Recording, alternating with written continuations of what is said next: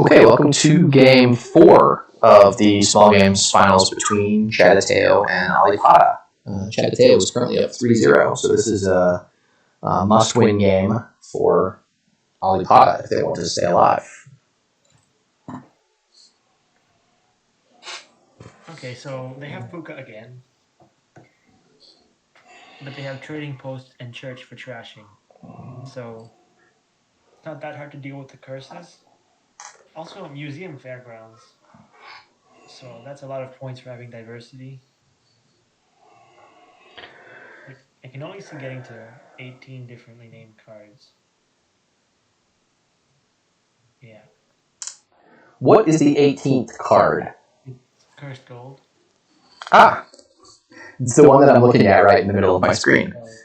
Very good. Fairgrounds is just a province for 6. If you can get it there, which shouldn't be that hard. But it's a good kingdom. Actions are limited. You've got to try to chain crowns. So crown is the village, but it's really hard. You have to either crown other crowns or crown a spice merchant or a church, but you don't really want to crown a church because you lose the crown for 2 turns. Yeah, so I'm thinking on a 6-3 you get Trading Post Church. Yeah. And Spice merchant is pretty nice too, but I don't think there's time for that with Trading Post and Church, even though it's a really good card. Yeah, I think it's going to be extremely tough to set up crowns in church because you have to be using the crowns to play actions and buy cards.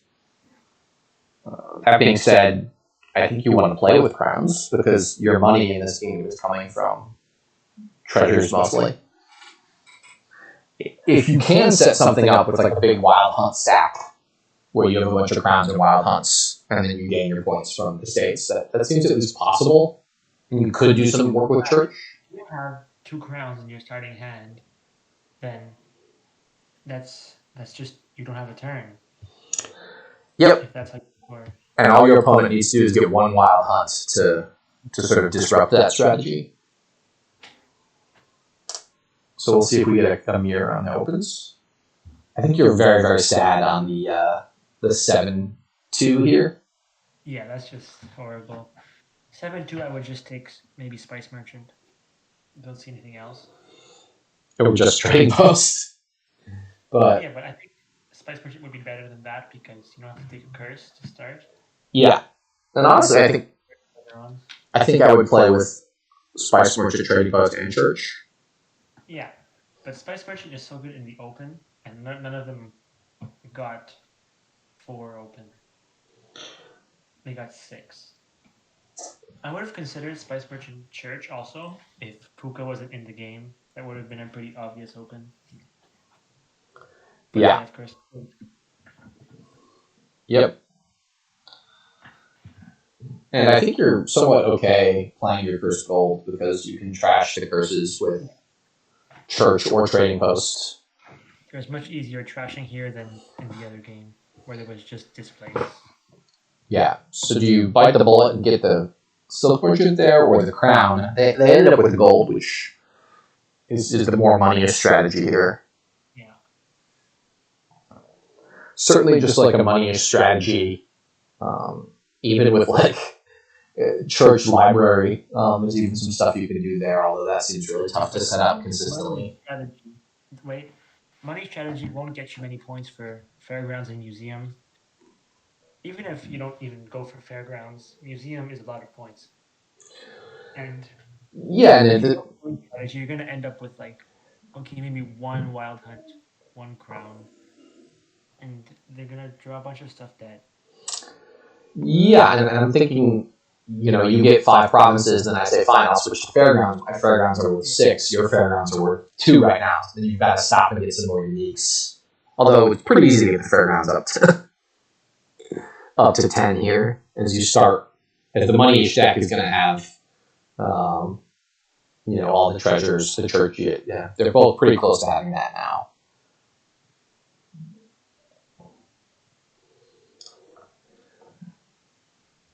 And probably the two cards you don't play with in that deck are. I guess you don't play with three cards. You don't play with Prince or. Honestly, you might play with every other card in this kingdom. I guess you don't. You want to end that curse, but. And for museum, even the curse is fine. Yeah, you're right. Library is probably a card you don't play with, and maybe you don't need a Puka because you run out of treasures to trash.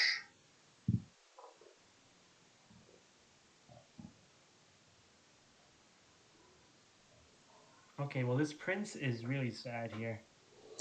It really the only. Price merchant. Yeah, how does Prince work on durations? It only plays it once and then it stops working. Yeah, because it says somewhere here. You set it aside when you discard it from play. Yeah. But you don't discard it from play that turn, so it just fails. I think. Yeah, it's the only card they can line it up with is the Spice Merchant, which is somewhat difficult to do. I trashed the prince. Yeah, with Church, there's like some ability to line stuff up, but it seems quite tough to get Prince to reliably be lined up with Spice Merchants. And when you run out of coppers, it just does nothing. Yeah. So probably this crown is sad, doesn't get played here. But you're right, I think I want a lot of crowns and a lot of wild hunts in my deck. And I don't really want this many golds yet. They have one player has 2 golds. Yeah. Which just doesn't make sense. Here I would set aside 2 coppers and a silver and pass my buy to try to line up my Silk Merchant and Prince next turn, if that's what you're going for. Or maybe set aside 2 coppers, buy a second church, because 2 churches are usually good. And that can also help line up your Prince with the Spice Merchant. Yeah, I can believe that. Having alternating churches is quite nice. In most cases, you probably do want to trash this trading post soon. And you will have a couple more curses to trash throughout the game. One weird thing, but nice thing about the Spice Merchant Prince is that is worth 4 points for Museum. So, and the cards are out of your deck, but it's also. So in that case, like if you didn't want the church anymore, you could Prince the church, and they'd both be out of your deck. But that feels terrible. Well, the church would stay because if the prince doesn't set it aside, the prince is gone, but the church still gets discarded. Yeah, those interactions are complicated.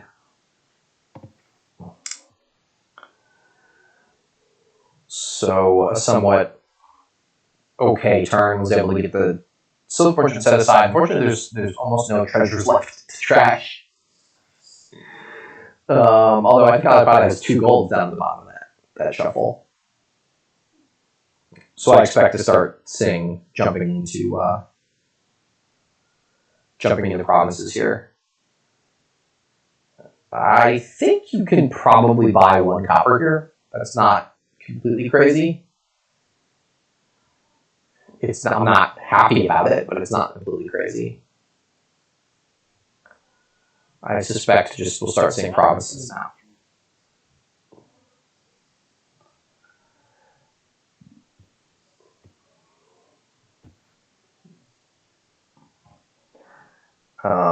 Okay, so they're just going for the coins and going to start provincing.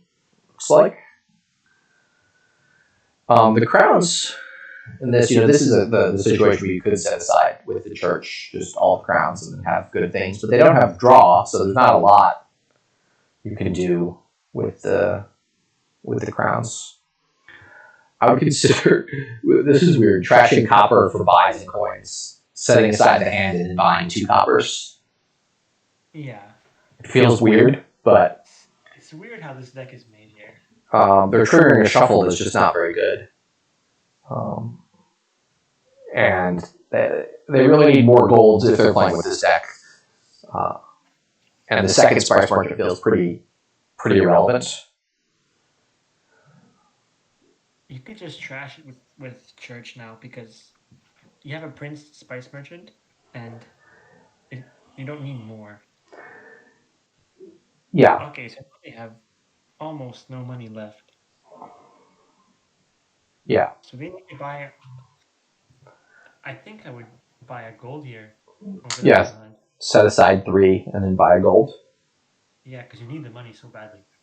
Yeah. So that's keep a crown gold, set aside the other 3, and buy gold. And then you're sort of making the claim that you can province every turn for the rest of the game. Yeah. If you don't have another gold, that's a difficult claim to make because you're going to have a tough time hitting 8 in subsequent turns. Although maybe you trading post into a gold here.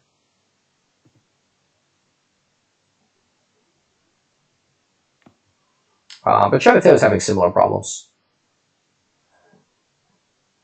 They don't have enough money because they don't have enough draw. Here I would not trash anything and turn Spice Merchant Copper into silver. Yeah. That makes the most sense. Maybe if they draw a silver or a copper. Yeah, okay. They can still. They need to get rid of the spice merchant. Yeah, so that's the best draw. I guess they could have drawn two crowns and that would have been good. But yeah, they can trading post for a silver and buy another province. They're still going to be very, very tight. They're going to have to draw a gold and a crown every turn to be able to province. But their deck is thin enough maybe that's a viable strategy. Having another church would really help this deck. Yeah, but next turn they're not going to have any money. Yeah. Or they're going to buy province copper every turn and hope to draw the copper. Okay, well now they have this. So this is well they would play the spice merchant to draw. Yeah. Maybe get a gold. And Chattateo also can't do very much, but they can set aside 3 and play the Raider. I think something with Church you have to be okay with just sacrificing this turn entirely in order to have a nicer next turn. And you do that a lot early in the game, and then later in the game you're setting aside provinces to get them out of your way. Yeah, church is a great card, but They set aside the Raider. Well, buying an estate, it's museum points, but it just gets in your way, especially with a deck this thin. You can't have any stop cards that you don't but really need. Alipata's deck is Trashed crown.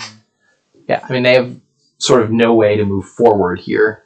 They need to buy more. They needed to have bought more golds for this deck to work, and I think they needed to have trashed a Spice Merchant and Copper into Silver earlier, and then they could be playing that. But the Prince Spice Merchant isn't doing a ton for the deck. I can see actually now why Chattateo set aside the Raider, because they're going to have plenty of money this turn. Yeah. But here they have too much money. They have 14 money and no plus buy.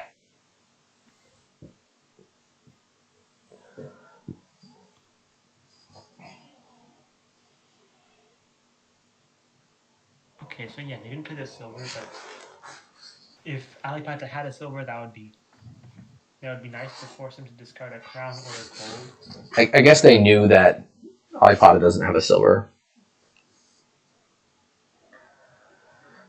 Yeah, this looks, unfortunately, I mean, Alipata got thin fastest, but they got too thin and they didn't pay attention to how much money they had left in their deck. Yeah. And if they'd gotten a gold earlier instead of one of the crowns, maybe, or another church, they could have. Or just not 2 spice merchants. I think a church instead of the second spice merchant. I think Alipata would have won with that instead. Yeah. More money. Because spice merchant, if you play spice merchant, it's not draw. You're still back at 5 cards with 1 action, so it doesn't do anything.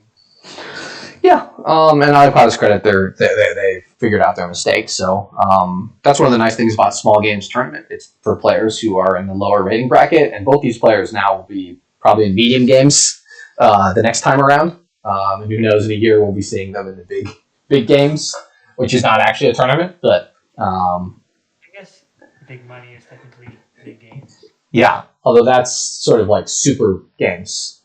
Yeah. I think you had to be like a 63 to get into that. So, I think Alipata had the right idea here and understands a little bit of how they built wrong. And the next time they play a kingdom like this, they'll be able to correct that. And their general strategy, I think, was pretty good at getting really thin.